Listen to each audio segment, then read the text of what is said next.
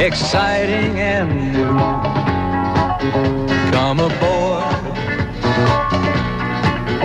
we're expecting you and love,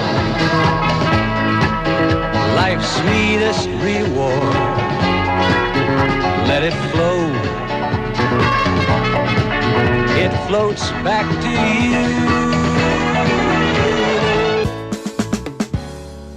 Et salut, on est à Japenco à Pontivy et donc on profite du décor avec le château du Rohan, le vrai château du Rohan. Ne croyez pas ce que vous avez vu dans le Seigneur des Anneaux, il est ici en Bretagne. Mon conseil lecture comics, c'est le nouveau tome de Badass qui vient de sortir chez Delcourt. Badass, c'est hyper marrant. En gros, c'est l'invention d'une sorte de Deadpool français. C'est un super-héros dont le pouvoir joue sur la chance et qui est complètement azimuté. Et au fur et à mesure des tomes de la série Badass, on va pouvoir découvrir tout cet univers qui est une parodie de l'univers Marvel. Le nouveau tome, encore une fois, se lit même si vous n'avez pas découvert la série. On va introduire un nouveau personnage qui est un mélange entre une joueuse de musique classique avec un violon et une sorte de Catwoman. Et puis ils vont affronter des adversaires. Là, ça ressemble un peu à une parodie de l'agence Touriste, s'il faut vous vendre le truc. Et il y a Misty qui remplace Mr. T. C'est toujours drôle, c'est toujours hyper dynamique, c'est toujours piloté par Eric Hanna. Et donc, c'est le nouveau tome de Badass sorti chez Delcourt. C'est du comics français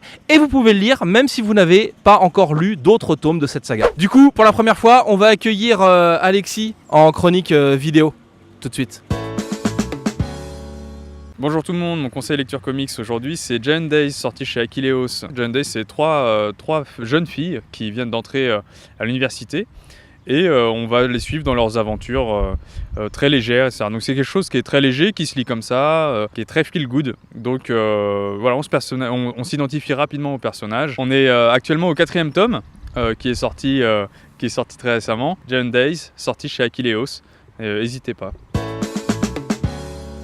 Eh bien, quant à moi, je vais vous parler de Detective Comics, le tome 3, sorti chez Urban Comics, du coup, qui est tout à fait dans la continuité des 2 autres tomes précédents, avec toujours l'équipe formée donc, par Batman, composée de Batwoman, Gueule d'Argile et consorts. L'équipe est maintenant formée, elle continue de s'appréhender, de s'apprivoiser, chacun des membres continue à se connaître, malgré donc certaines défections et certaines dissensions qui se passent. On en apprend surtout beaucoup plus sur le personnage d'Orphan, qui a le droit à un premier chapitre dans ce tome 3 excellent, qui peut tout à fait se suffire à lui-même et qui est assez poétique dans l'esprit et qui approfondit vraiment le personnage d'une superbe manière. Côté dessin, pour tout vous avouer, j'ai trouvé ça sympathique mais sans que ça casse des briques, mais l'histoire est suffisamment intéressante et passionnante pour qu'on ait envie de continuer cette aventure auprès de cette nouvelle équipe de super-héros autour de Batman. Et pour moi, c'est vraiment une des meilleures séries de Rebirth du moment. Je vous invite vraiment à la lire.